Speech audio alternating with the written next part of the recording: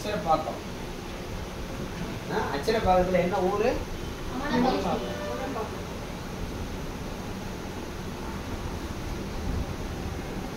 அம்மனம்பாக்கம்.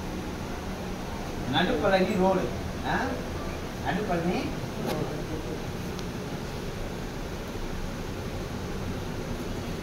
சைட்டை போய் பார்த்தவங்க எத்தனை பேர் இருக்கீங்க?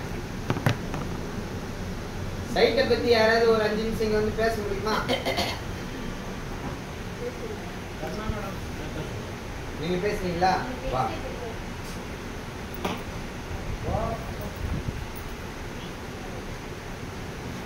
அனைவருக்கும் வணக்கம். உங்க பேரு? என் பேர் வினோத். நான் வந்து இந்த நிறுவனத்தில் 9 வருஷத்துக்கு முன்னால் ஒரு குழுக்கள் நடத்துனாங்க. அந்த குழுக்களை 15,000 பேர் தனி மனிதர்கள் யாராலையும் அதை செய்யவே முடியாது.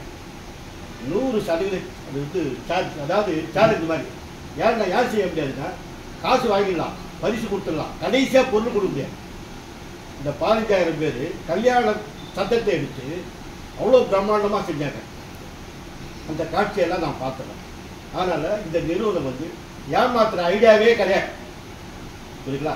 எல்லாமே சொன்னதை சொன்னபடி செய்வாங்க. சில காலங்கள் தள்ளலாம், சில நேரங்கள் தள்ளி போகலாம். ஆனால் மற்றபடி வேறு எந்த தொந்தரவுமே வராது. ஒரு நண்பர் கேட்டதுக்கு நான் என்ன சொன்னேன், 20 ரூபா ஸ்டார் பேப்பரில் நான் எழுதி கொடுத்தேன். கம்பெனி கடை நான் தரேன்டா, என் கடை இருக்குது பார்த்துக்கோ சொல்லி கரெக்டாக எல்லாருக்கும் சார்கிட்ட சொன்னேன். இன்றைக்கி என்கிட்ட டீட்டெயில்ஸ்லாம் இருக்குது. ஒரு வண்டியில் புக் எல்லாரும் என்கிட்ட ஒரு 20 ஏஜென்ட்டுகள் என்ன பண்ணாங்க, சார் இவங்களாம் இங்கேயே கொண்டு கொடுக்க சொல்கிறாங்க.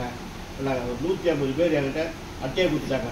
சார்கிட்ட சொன்னேன், ஒரு வண்டி புக் பண்ணி சாமான் ஏற்றி அங்கங்கே கொண்டு போய் டோர் டெலிவரி பண்ண அந்த ஏஜென்ட்டுக்கிட்ட சொல்லலாம். இதெல்லாம் அந்த நேரத்துடைய நான் நேரடியாக கண்டது. சரி, இப்போ லேண்டு விஷயத்துக்கு வருவோம். அந்த லேண்டு உள்ளே போகும்போதே ரயில்வே ட்ராக் அங்கேயே 850 ரூபா ஒரு போர்டு, 850 ரூபா ஸ்கொயர் ஃபீட்டில் இந்த இடத்துல இருக்குது. அங்கேருந்து 2 கிலோமீட்டர் தள்ளி அந்த லேண்டு நம்ம நிறுவனம் 499 ரூபாய்க்கு தருது. அங்கேருந்து 1.5-2 கிலோமீட்டர் தள்ளி அதே 700 ரூபா 750 ரூபாய் விற்றுட்டு இருக்காங்க. ஸோ அந்த லேண்டை தான் இவங்க 500 ரூபாய்க்கு தராங்க. ஸோ இதை ரொம்ப நாள் வச்சுட்டு போகாமல் ஷார்ட் பீரியடில் இதை முடிக்கணும். அந்த லேண்டோட விசேஷங்கள் என்ன? நல்ல குடிநீர், அங்கே பக்கத்துலேயே கூவத்தூர், இந்த பக்கத்துலேயே நிறைய கோயில், நிறைய விஷயங்கள். அது மட்டும் இல்லை, அந்த ரோட்லேயே பஸ் போகுது, 5 விதமான பஸ் போகுது மேடம் சொன்னாங்க. நான் அங்கே நம்ம சொல்ல நோட் பண்ணியிருக்கேன். ஸோ இங்கேருந்து கிளாம்பாக்கத்துலேருந்தோ செய்யூர்லேருந்தோ அந்த ரூட்டுக்கு ஈஸியாக போகலாம் வரலாம். முக்கியமான விஷயங்கள்லாம் இதுதான். பஸ் போக்குவரத்து நம்ம நினச்சா நம்ம ஸ்பாட்டுக்கு போகணும். இதெல்லாம் அந்த ஊருடைய ஸ்பெஷாலிட்டி. ரெண்டாவது, நம்ம அதில் வந்து மற்றவங்களுக்கு வாங்கி கொடுக்க சொல்லி இதுதான் இந்த கை காட்டுறதுக்கு ஸ்கொயர் ஃபீட்டுக்கு 50 ரூபா தராங்க. அப்போ கிட்டத்தட்ட ஒரு ஸ்கொயர் ஃபீட் விற்றாலே ஒரு 40,000 ரூபா நமக்கு கமிஷன் கிடச்சிது. இல்லைங்களா? 10 பேர் முயற்சி பண்ணால் கண்டிப்பாக 2 பேர் வருவாங்க. 10 பேர் வரமாட்டாங்க. 10 பேர்கிட்ட சொன்னால் 2 பேர் தலையாட்டுவான், அதை ஒருத்தன் வாங்குவான். இதை வந்து பின்னால் மீதி இருக்க 4 பேர் இந்த ஒருத்தர் சொல்லுவான். இதுக்கப்புறம் நம்ம என்ன பண்ண, ஒரு டீம் நீங்கள் செட் பண்ணுறீங்க, ஒரு 10 பேர் பார்க்குறீங்க, பேசுகிறீங்க, 10 பேர் வரமாட்டாங்க, 2 பேரோ 3 பேரோ எழுதுவாங்க. அதுக்கப்புறம் இப்போ நான் வந்து ஒரு செட் ஆகிடுச்சு வச்சுங்க, அதுக்கப்புறம் அவங்க வரலாம், அவங்க விட்ட வேண்டியதுதான் சொல்லணும். அதுக்கப்புறம் புது டீமை செட் பண்ண வேண்டியதுதான். உலகம் வந்து ரொம்ப பெருசு, இது ஒன்றும் சின்னது கிடையாது. இல்லை, இவெல்லாம் இவன் பாட்டா இவங்க அப்போ யாத்திரையோ கூட இருக்குது. அதனால் நம்ம முயற்சியுடைய நிகழ்ச்சி கிடையாது, முயற்சி திருவடியாக முயற்சிக்கு இன்மைப்பு கொடுத்து முயன்றால் முடியாது இல்லை. எறும்புரை கத்தைய கரைப்பார் கத்தால் கல்லூர் கரை. இவ்வளோதான்.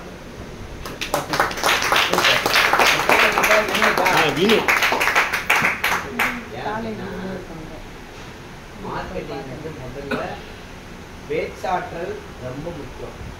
தெளிவான பேச்சு ரொம்ப ரொம்ப முக்கியம். நீங்கள் அதை கற்றுக்கணும்.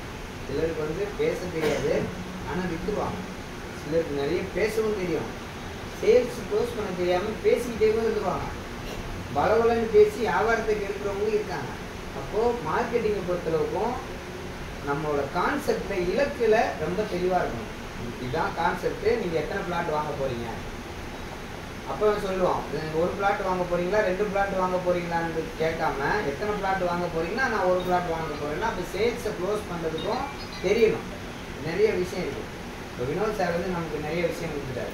நம்ம என்ன சொல்கிறோம், வேறு யாராவது அச்சரப்பாக்கம் நடுப்பள்ளியை பற்றி வெறும் மார்க்கெட்டிங் அந்த லேஅவுட்டை பற்றி மட்டும் யாராவது 4 பாயிண்ட் கரெக்டாக சொல்கிறது யாருக்குங்களா? சைட்டை பார்த்தவங்க. நானே என்ன சைட்டு பார்க்கல, ஆனால் சைட்டை சுற்றி இருக்க நிறையா சைட்டு பார்த்துருக்கேன். அதுதான் சொல்கிறேன். யாராவது சொல்ல முடியுமா? சொல்றீங்களா? வாங்க, சைட்டை பற்றி மட்டும் சொல்லுங்க.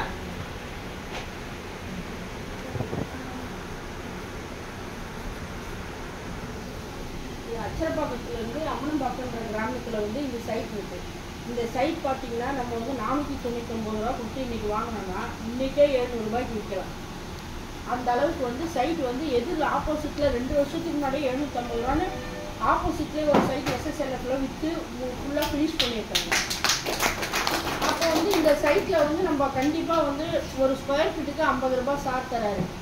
அதனால் வந்து நம்மளுக்கு நெட் கேஷில் தான் இதை பண்ண போகிறாங்க. இந்த சைட்டை வந்து இன்றைக்கி வாங்கினாங்கன்னா அதை வந்து பல மடங்காக அடுத்த வருஷத்துக்கே நீங்கள் கூட விற்கலாம்.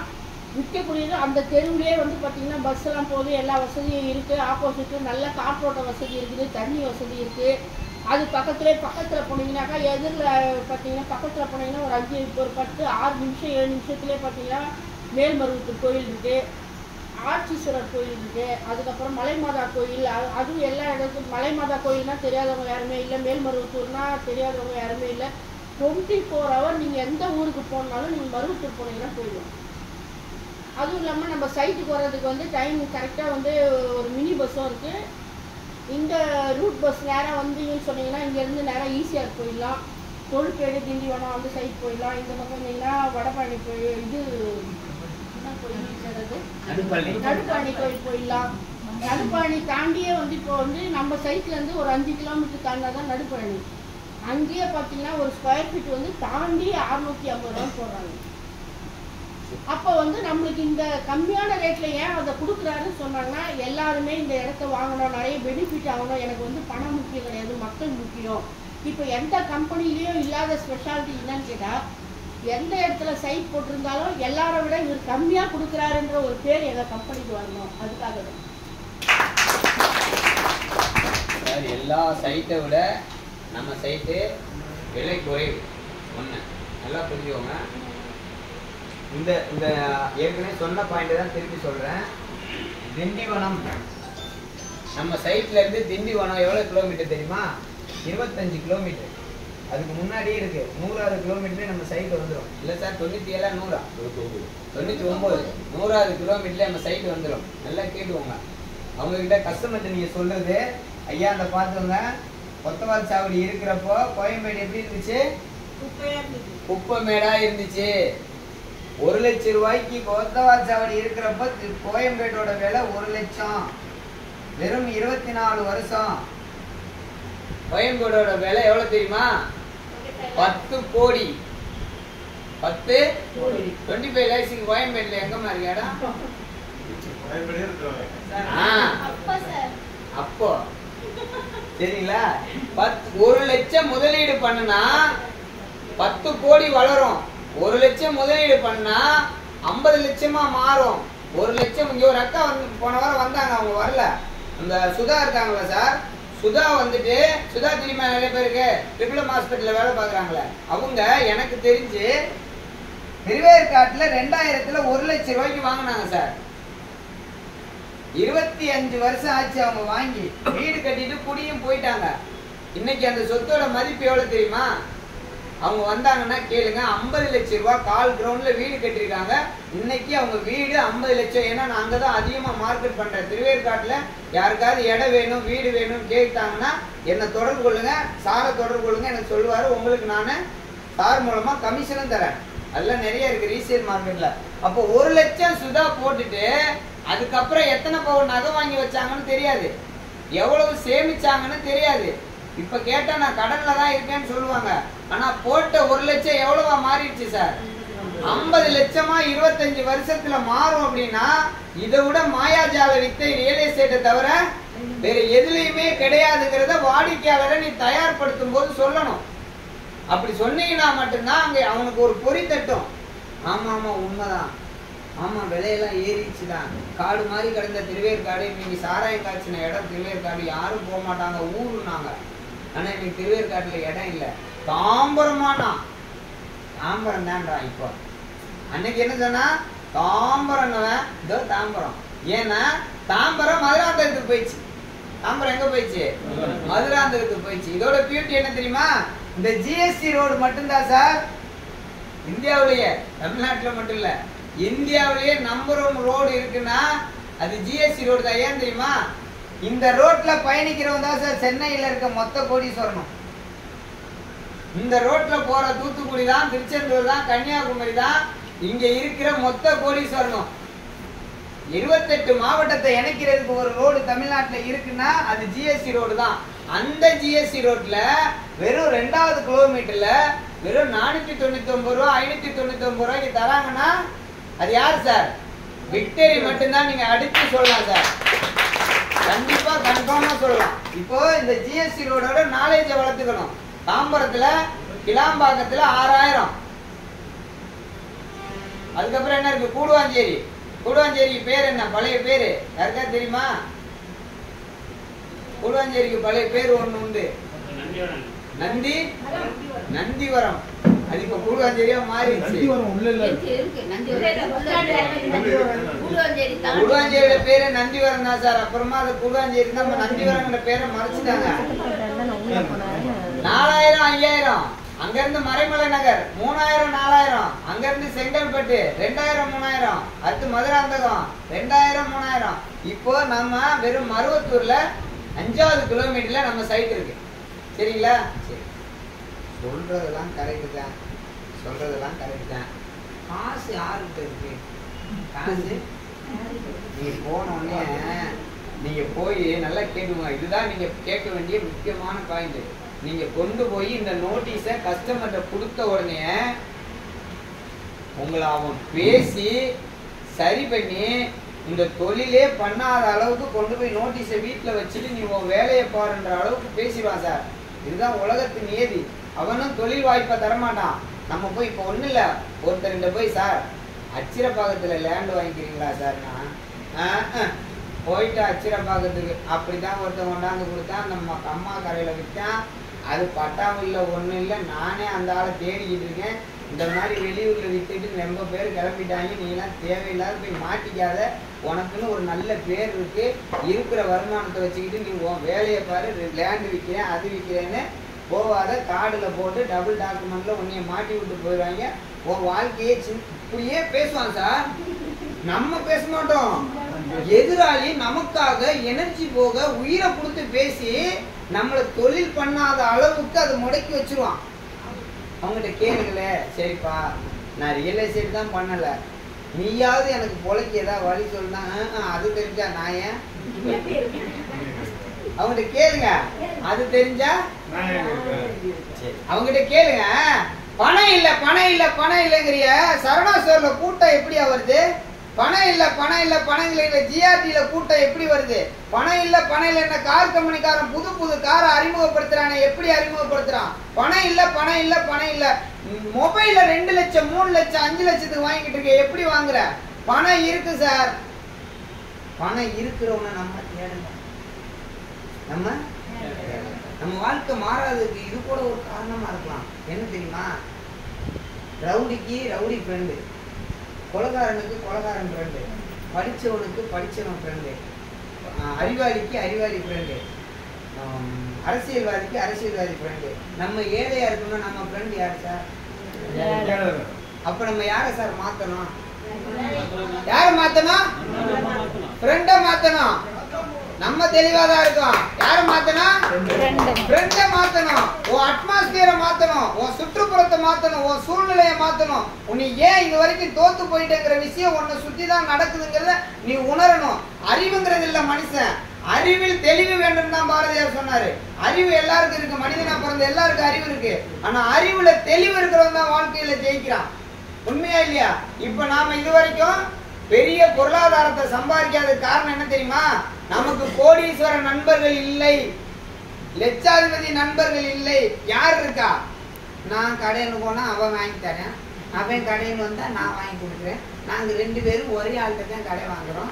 ஆனா நான் வட்டி கட்டாம நாங்க அசிங்கப்படுத்துறேன், அவன் எப்படியாவது கட்டிடுறான். இதான் நம்ம வாழ்க்கை. இந்த வாழ்க்கையை நாம மாத்தணுமா இல்லையா? மாத்துறது தான் நம்ம இப்போ இல்ல இல்ல அவங்க வாய்ஸ் என்னதுமா இவன் தான் எங்கேயோ வாங்கியிருக்காங்க இந்த வடிவேல் எங்கேயோ வாங்கியிருக்கேன் செமத்தியா வாங்கியிருக்காங்க அப்படின்ற மாதிரி வராங்க. அப்படின்னு நிறைய மக்களை பார்க்குறோம்ல, நல்லா பேசுவாங்க, நல்லா சிரிப்பாங்க, நல்லா சார் சூப்பராக பேசுறீங்க சார், ரொம்ப பிடிச்சிருக்கு சார், உங்கள் நம்பர் கொடுங்க சார், வாங்கிட்டு போயிட்டு சார் அது கடன் வாங்கிக்கிறீங்க என் வாழ்க்கைக்கு வழி பண்ணி கொடுங்க சார் அப்படின்னு சொல்ல மாட்டாங்க. நான் உங்கள் பிளாட்டே பண்ணுறேன் சார், சூப்பராக இருக்கும் உங்கள் பிளாட்டுன்னு எம்எல்ஏ வேற பிரெயின் வாஷ் வேற பண்ணுவாங்க. அப்படின்னா வாழ்க்கையோட சூழ்நிலை அப்படி இருக்கு. நம்ம அம்மா அப்பா வந்து கடன் இல்லாமல், தாத்தா பாட்டி கடன் இல்லாமல் வாழ்ந்தாங்க அப்படின்னா அவன் 1000 ரூபாயில குடும்பம் நடத்துறான். நல்லா புரிஞ்சுங்க, நம்ம அப்பாவும் தாத்தாவும் கடன் இல்லாமல் வாழ்ந்தாங்கன்னா 1000 ரூபாயில குடும்பம் நடத்தலாம். அவனுக்கு வந்து பொருளாதாரம் முக்கியம் இல்லை, அவனுக்கு வந்து எல்லாமே விளை நிலத்துல உணவு கிடைச்சது, காய்கறி கிடைச்சது, காசு பணம் கிடைச்சது, எல்லாமே விளை நிலத்துல கிடைச்சது. அதனால அவங்க ஆரோக்கியமா வாழ்ந்தாங்க, அன்பு பாசத்தை வளர்த்தாங்க. நம்ம அத்தை மகன் எக்ஸாமுக்கு நம்ம வீட்டுக்கு வருவான், நம்ம பையன் மாமா வீட்டுக்கு போவான். இன்னைக்கு யார் வீட்டுக்கும் போக முடியல. ஏன்? வருமானம். அவன் வந்தா ஒரு மூட்டை அரிசி எக்ஸ்ட்ரா வாங்கணுமோன்ற பயம். அதுக்கு காரணம் என்ன? நாம இப்போ கோடீஸ்வர நண்பனை சந்திச்சிருக்கோம். அந்த நண்பனுக்கு பேர் தான் சார் விக்டரி விஷன். இப்ப நண்பன் யாரு? விக்டரி விஷன் யாரு? கோடீஸ்வர சிந்தனை யாருக்கெல்லாம் இருக்கோ அவங்கள முதல்ல பணம் வச்சிருக்கவங்க கோடீஸ்வரன் கிடையாது. மனசு இருக்குல்ல, அந்த மனசு இருந்தாலும் அவன் பெரிய கோடீஸ்வரன். அவன் தங்கமான ஆலியா, தங்கமான ஆலியா. போன வாரம் ஒரு கேள்வி கேட்டிருந்தேன், நம்ம ஏன் பிறந்தோம்? யாராவது பதில் தேடிட்டு வந்தீங்களா?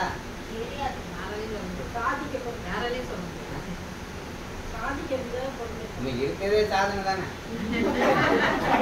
நம்ம இருக்கிறதே ஏன் பிறந்தோம்? வாழ்றதுக்கு பிறந்தோம். நல்ல பதில். நீ முதல்ல தெரியாதுன்னா வாயை மூடின வேண்டியதானே, அப்புறம் இருந்து அதை வேற சொல்லிக்கிட்டு தெரியாதான் அதையும் சொல்லணும், அமைதியா இருக்க வேண்டியதானே. அந்த இவன் மாதிரி அது என்ன சொல்லுவான், அடிச்சு கேட்பாங்க, போலீஸ் வரும், என்ன சொன்னாங்க அந்த மாதிரி. என்ன பண்ணா தெரியாது, தெரியாது நம்ம என்ன அதுக்கு என்ன பதில்? சரி, இப்ப என்னன்னா ஏன் பிறந்தோம்? எல்லாமே சாதனை தான். நீ என்ன பண்ணாலும் சும்மா இருந்தா கூட, சும்மா இருக்கவன் தான் சிவனேன்னு இருந்தவன். சும்மா இருக்கிறது தான் சிவன். நான் சிவனேன்னு தான் இருந்தேன். அப்ப சிவன் சும்மா இருக்காரா? உண்மையிலே சிவன் சும்மா தான் இருக்காரு. அதை நீ உணர்ந்துட்டேன்னா நீ வேலை செய்ய ஆரம்பிச்சிருவ. சிவனை வேலை செய்ய சொல்லி இவன் கேட்பான், எனக்கு கொடு, அதை செய்யி, இதை செய்யி. நானே செவனேன்னு இருக்கேன்டா. அவர் விஷயமா தான், நானே செவனேன்னு இருக்கேன், நீ என்னைய வந்து எனக்கு அதை கொடு, இதை கொடு, என் பின்னாடி வா, வழி துணையாவா, என் காது கைக்கு சுகத்தை கொடு. அவர் எதுவுமே செய்ய மாட்டாரு. ஏன்னா அவரு செவனேன்னு இருக்காரு. அதான் உண்மை. அதுக்காக சும்மா இருக்க பேர் சிவன் இல்ல. அவர் சிவனேன்னு இருக்காருன்னா அனைத்தும் கற்று அறிந்து அவர் இருக்கிறாரு. நீயும் கத்துட்டா அப்படிதான் இருப்பீங்க. சரியா? ரைட்டு. என்னென்ன சொல்லிட்டோம்? Team development, social media, telecalling, event. இது 3 திசையிலையும் போர் தொடுக்கணும். நல்லா கேட்டுங்க. ஒரு போருக்கு போயிட்டோம், போருக்கு போயிட்டா ஐயா போருக்கு போயிட்டு கதவை மூடிட்டான் அப்படின்னு சொல்லி திரும்பி வந்துருவான் மண்ணை. எதிர்நாட்டோட படையை வச்சு மறிச்சுட்டான், போருக்கு போயிட்டு இருக்கான் மண்ணை. போருக்கு போறேன்னு என்ன? பொருளாதார போருக்கு, பொருளாதார சண்டைக்கு, பொருளாதார வருமானத்துக்கு நீ கிளம்பி போயிட்ட. அங்க போனா ஒருத்தன் தடுத்துட்டான். அந்த ஒருத்தன் வந்து சொன்னான் பாரு, அவனை மாதிரி ஒருத்தன் முட்டுக்கட்டை போட்டான். அதுக்காக நீயே திரும்பி வந்துட கூடாது. தடைகள் பல வரினும் துணிந்து போராடணும், துணிந்து போராடணும். அந்த யாரு சார் சொன்னார் பாருங்க, ஒளிப்படாத கல்லு சிலையாகாது, வலி தாங்காத உள்ளம் வெற்றி பெறாது. வலி, வேதனை, அவமானம், தோல்வி அனைத்தையும் சந்திக்க யார் தயார்? முதல்ல நீ தோத்து போக தயாரா? கோடீஸ்வரனாக நீ தயார். போன உடனே எதுவும் கிடைச்சிடாது. ஒன்னும் இல்ல, ஒரு ஹிந்தி கத்துக்கிறோன்னு வச்சுங்க, தமிழ் கத்துக்கலாம், ஹிந்தி கத்துக்கிறோன்னு வச்சுங்க, 6 மாசம் பாம்பேல இருந்தா கத்துக்கலாம். பாம்பேல போய் கால் வச்சோடனே கத்துக்க முடியுமா? அம்மாவில் அப்படிதான் இருக்கான். ஒருத்தன் வந்து கராத்தே கத்துக்கிற வந்திருக்கான். கராத்தே கத்துக்கிற வந்தோம்னா, சார் பிளாக் பெல்ட் வாங்க எத்தனை நாள் சார் ஆகும்? 3 வருஷம் ஆகும்ப்பா. நான் நல்லா வேகமா கத்துக்கிறேன் சார். 1 வருஷத்துல கொடுத்துறேன்னா அவரு சொல்லிக்கிறாரு, நீ வேகமா கத்துக்கிட்டீங்கன்னா 5 வருஷம் ஆகும். அவன் ஆர்வத்துல நீ பிளாக் பெல்ட் 3 வருஷம் ஆகும்னா, அப்ப வேகமா கத்துக்கிட்டா சீக்கிரம் கத்துக்கலாம்னு இவன் நினைச்சிருக்கான். அது இல்ல. எதையும் கற்றுக்கொள்வதற்கு கால அவகாசமும் தேவை. உடனேவும் கோடி கோடியா கொட்டி நான் போனேன் 3 மீட்டிங் அட்டன் பண்ணேன், 4வது மீட்டிங் நான் என் பேங்க்ல பார்த்தேன் பணம் வரலன்னா வருமா? 2 மீட்டிங் அட்டன் பண்ணேங்க. அந்த தம்பி அந்த அண்ணன் சொன்னதெல்லாம் கேட்டேன். ஆனா என் பேங்க் அக்கௌண்ட்ல 1 ரூபா வர வரல. இப்படியே இருக்கான். வருமா? எப்போ வரும்? உழைத்தாதான் பணம் வரும். உழைப்ப அறிவுபூர்வமா என்ன. இன்னைக்கு போன மீட்டிங் அட்டன் பண்ணவங்க நான் ஒருத்தரை அழைச்சிட்டு வந்திருக்கேன் அப்படின்னு சொல்றவங்க கை தூக்குங்க. போன வாரம் நான் சொல்லியிருந்தேன், நல்லா புரிஞ்சுக்கோங்க. வாத்தியார் சொல்றதையோ இல்ல ஒரு ஸ்கூல் சொல்றதையோ நீங்க கேட்டால் கடைபிடித்தால் ஹோம்ஒர்க் பண்ணாதான் அவன் நல்ல மாணவன். போன வாரமும் வந்து நான் உட்கார்ந்து இருந்தேன். யாரும் ஒரு ஆள் கூட நான் அழைத்து வரவில்லை என்பது அவங்க வெற்றி, நீங்க தோல்வி. வருவதற்கான ஆட்களை அழைத்து வருவதுதானே தவிர வெற்றி. நான் கூப்பிட்டேங்கிற பேர் இல்ல, கூப்பிட்டா மிஸ் ஆகாம வருவார்னு கெச்சி போட்டு தூக்குறவங்க பேர் தான் வெற்றி. நான் தான் சொல்றேன், நீங்க இவர் மார்க்கெட்டர் ஐயப்பன் வந்து நல்ல மார்க்கெட்டுன்னு எனக்கு தெரிஞ்சிச்சு. நான் ஐயப்பன் விஷயத்த சொல்லிட்டு அது எனக்கு முதல்ல தெரியும் உட்காந்துருவாரு. ஐயப்பன் எனக்கா நீங்க வாங்க, நான் ஒரு சூப்பர் இடத்துக்கு உன்னை கூட்டு போறேன். வீடு அடிக்க கூட்டி போறான், சரக்கு அடிக்க கூட்டி போறான், போதைக்கு கூட்டி போறான், கெட்டு போறது கூட்டி போறான், ஊர் சுத்தி நண்பர்களை கெடுக்கிறான். நான் நல்ல இடத்துக்கு தானே உன்னை கூட்டி போறேன், வான்னு கூப்பிட்டா வந்துருவாங்க. அப்படி யாராவது ஒரு ஆளை கூட்டி வந்தீங்களா? இனி நீங்க இந்த தொழிலை நேசிப்பதாக இருந்தால், நான் முன்னேற தயாராக இருந்தால், நீங்க அந்த முனைப்போடு இருந்தால், தயவு செய்து அடுத்த மீட்டிங் வரும்போது 2 பேரை வேணாம் ஒருத்தர் அழைச்சிக்கலாம்.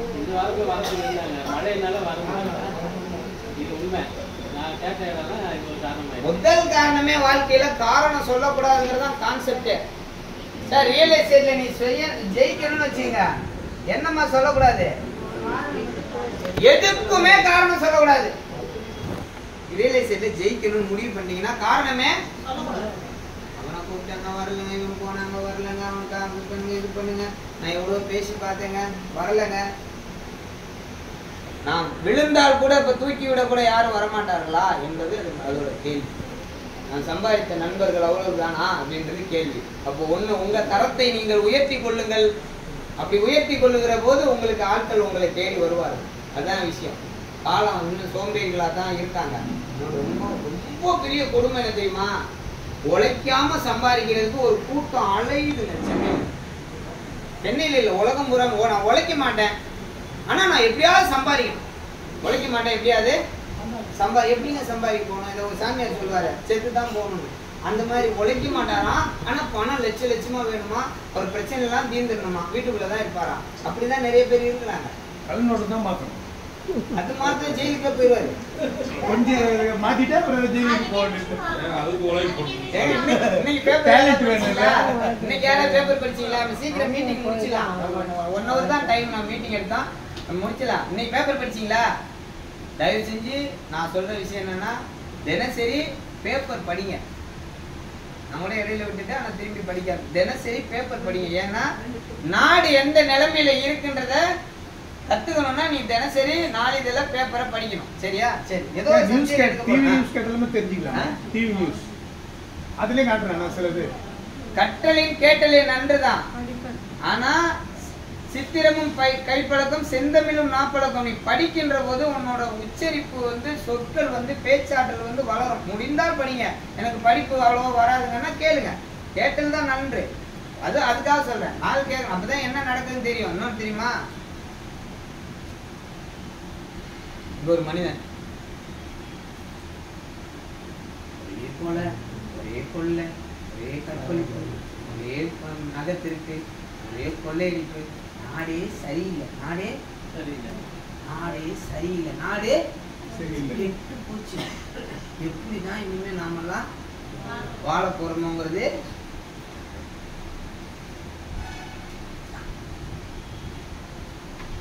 சாஸ்தாங்கமா நல்ல மகிழ்ச்சியா குடும்பத்தை இன்னொரு வாழ்க்கை கிடைக்காதா? இனி ஒரு தடவை நாம் மனிதனாக பிறக்க போவதில்லை என்ற உணர்வு உங்களுக்குள் வந்துவிட்டால் தூக்கம் வந்து விடாது. இன்னொரு தடவை நான் மனிதனாக பிறக்க போவதில்லை. எல்லாரும் சொல்றான்ல என்னடா வாழ்க்கைன்னு, அவனுக்கு திருப்பி சொல்லுங்க, ஏய் இன்னொரு தடவை நீ பிறக்க போறது இல்லடா. இந்த பிறந்த வாழ்க்கையிலேயாவது ஏதாவது சாதிச்சுட்டு ஏதாவது சம்பாதிச்சு வச்சுட்டு எதையாவது இந்த பூமியில நிலைநாட்டிட்டு நீ போகணுங்கிறதா உன் வாழ்க்கைய. நீ ஏன் பிறந்தேன்றதுக்கு இதுதான் அர்த்தம். நீ பிறப்பு வேணா 4 பேர் சந்தோஷப்பட்டிருக்கலாம், ஆனா உன் இறப்புல லட்சம் பேரு கண்ணீர் வடிக்கணும், லட்சம் பேரு கண்ணீர் வடிக்கணும். அதுதான் வாழ்க்கை. இந்த உலகத்துல நீ என்ன சாதிக்க வந்தேங்கிறத நீ கண்டுபிடிக்கிறது வரைக்கும் தான், உன்னை நீ அறிஞ்சா மட்டும்தான் ஜெயிக்க முடியும். இவன் நிம்மதியா வாழ்றான், சந்தோஷமா வாழ்றான், என்ஜாய்மெண்டா வாழ்றான், உலகத்தை ரசிக்கிறான். உலகம் ரொம்ப பெருசு, இந்த உலகத்துல எல்லாமே கடவுள் கொடுத்திருக்காரு, ரசிக்கிறான். இன்னொருத்தன் என்ன தெரியுமா, இன்னொருத்தன் அலைன்னு அலையிறாங்க. இதுல சம்பாதிச்சலாமா, அதுல சம்பாதிச்சலாமா, அதுல எடுத்துடலாமா, இதுல எடுத்துடலாமா, இவனை ஏமாத்தலாமா, அவன் கூடிய கெடுத்துலாமா, இவனடா சம்பாதிச்சு எப்படா இவன் வயிற்றுல அடிச்சு எப்படி சம்பாதிக்கணும் ஒரு டீமே அலையுது. விவேகானந்தர் இதுல சொன்னாரு, நீ வாழ்கின்ற வாழ்க்கையை விட நீ காணாத வாழ்க்கை 2 மடங்கு உண்டு உலகத்தில். உன் கண்ணுக்கு தெரியாத வாழ்க்கை உண்டு உலகத்தில். நீ எந்த நிலையில இங்க இருந்தாலும் சரி, நீ சோம்பேறியா இருக்கியா, இங்க சுறுசுறுப்பானவன் 2 பேர் இருக்கான். இங்க ஏழையா இருக்கியா, இங்க பல கோடீஸ்வரன் பல மடங்கு இருக்கான். இருக்கானா இல்லையா? அப்ப நீ பாக்குற உலகம் தவறு. இப்ப இதுல புரிஞ்சுங்க, நீங்க யார்ட்டையும் போய் உலகம் சரியில்லைன்னு மட்டும் சொல்லாதீங்க. ஏன்னு கேட்டா, நீ உன் கண்ணால் பார்க்கப்பட்ட உலகம் தவறு, அது உன்னை சுற்றி இருக்க உலகம். நீ பார்க்காத உலகம் 2 இருக்குன்னு விவேகானந்தர் சொல்றாரு. நான் சொல்ல, நான் விவேகானந்தர் புத்தகம் வாங்கிட்டேன், அதுல சொல்றாரு. அப்ப நாம நல்ல ஆரோக்கியமான உலகத்தை பார்க்க போறோம், கோடீஸ்வர நண்பர்களை தேட போறோம், வியாபாரத்தை பத்தின அறிவை வளர்த்துக்க போறோம். உழைக்கிறதுக்கு வயசு தடை இல்லை, படிப்பு தடை இல்லை. அது ஓப்பனா சொல்றேன், சொல்லக்கூடாது இருந்தா கூட சொல்றேன். ஏன் அப்படின்னா, தமிழ் தெரியாதவன் தான் தமிழ்நாட்டுல பெரிய கோடீஸ்வரன். புரிஞ்சா நான் சொல்றது? நான் படிக்கலன்னு சொல்றேன்ல, அவங்களுக்கு நான் சொல்றேன், தமிழ் தெரியாதவன் தான் தமிழ்நாட்டுல பெரிய கோடீஸ்வரனா இருக்கான். அப்ப தமிழ் தெரிஞ்ச நாமெல்லாம் கடங்காரனா இருக்குமா இல்லையா? ஒரு தமிழனும் எங்கேயும் போய் வேலைக்கு போகல, ஆனா எல்லா மாநிலத்துக்காரனுக்கும் வேலை கொடுக்கிற ஒரு இடம் தான் தமிழ்நாடு. அவ்வளவு வரப்பிரசாதம் இங்க இருக்கு. நாமும் முன்னேறணும், வாய்ப்புகளை தேடணும். வாய்ப்புகள் நிறைய கொட்டி கிடக்கு. சரியா? இப்ப வரைக்கும் புரிஞ்சுச்சா? இந்த சைட்டு பத்தி மட்டும் சொல்லிடுறேன், நல்லா தெரிஞ்சுக்கோங்க.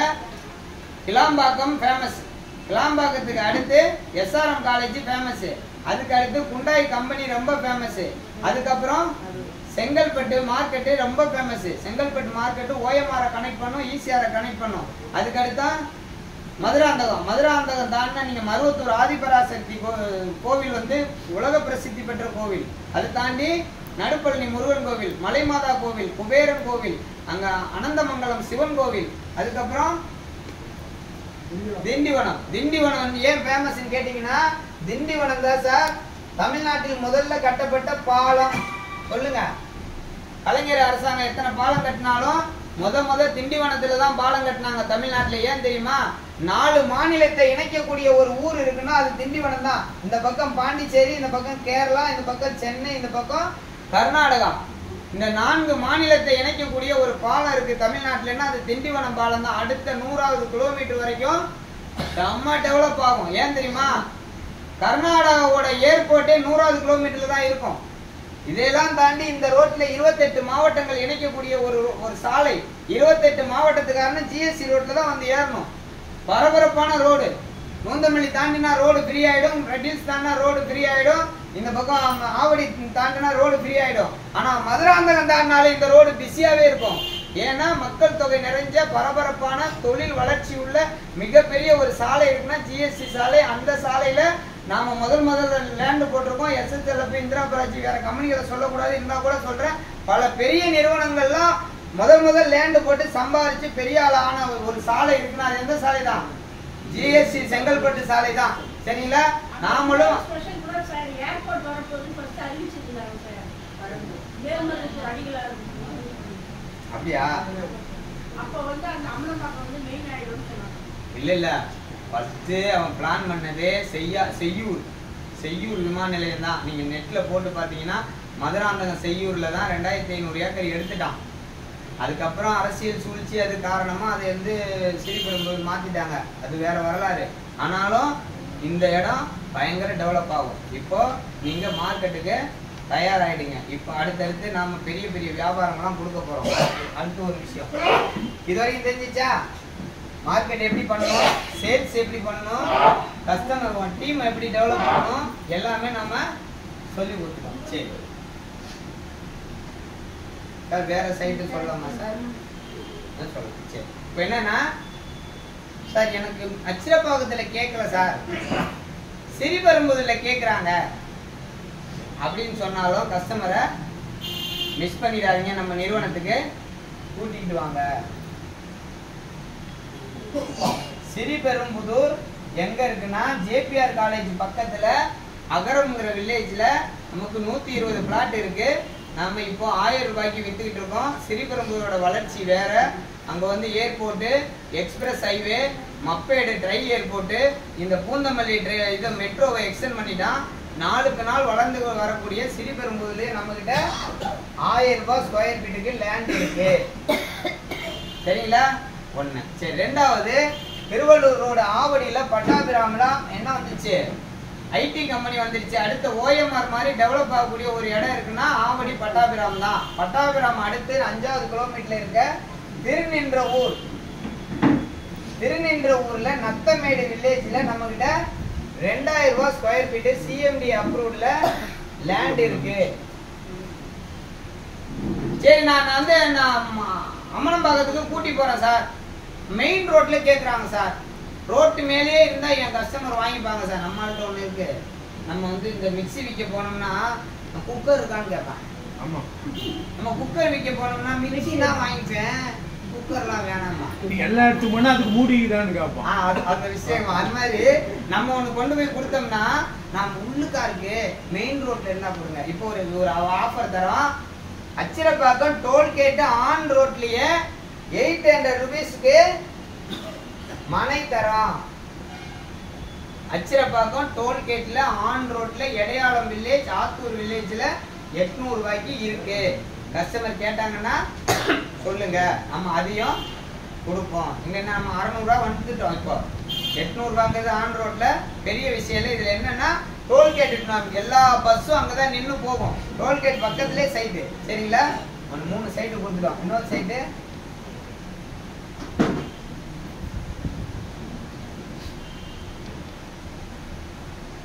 நான் சொன்னேன்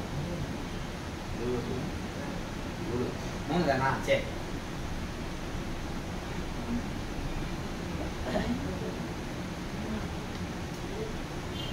வியாபாரத்துக்குன்னு இறங்கிட்டோம். நான் சொன்னேன் தெரியுமா, அடுத்தடுத்து வாய்ப்புகள் இங்க கொட்டி கிடக்கு, நீங்க கவலைப்படாதீங்க அப்படின்னு. இப்போ முழு சிந்தனையும் உங்களுக்கு ரியல் எஸ்டேட்டா தான் இருக்கணும். அதுக்கப்புறம் இந்த தொழில் சார்ந்த அறிவை நீங்க பெருக்கிக்கணும். நீங்க அதுல எந்த கேள்வி கேட்டாலும் நாம வளர்த்துக்கணும். இது தெரிஞ்சிச்சா? இந்திராணி அக்கா கண்ணத்துல கை வச்சிட்டீங்கள, என்னமோ சொல்றீங்க, பரவாயில்ல. சிந்திக்கிறவங்களும் கண்ணத்துல தான் கை வைப்பாங்க. உடனே கப்பல் கவுந்துருச்சுன்னா கண்ணத்துல கை வச்சா கப்பல் நிமிந்துருமா? அவங்க எதையாவது சொல்லுவாங்க. நம்ம மக்கள் இருக்காம பாருங்க.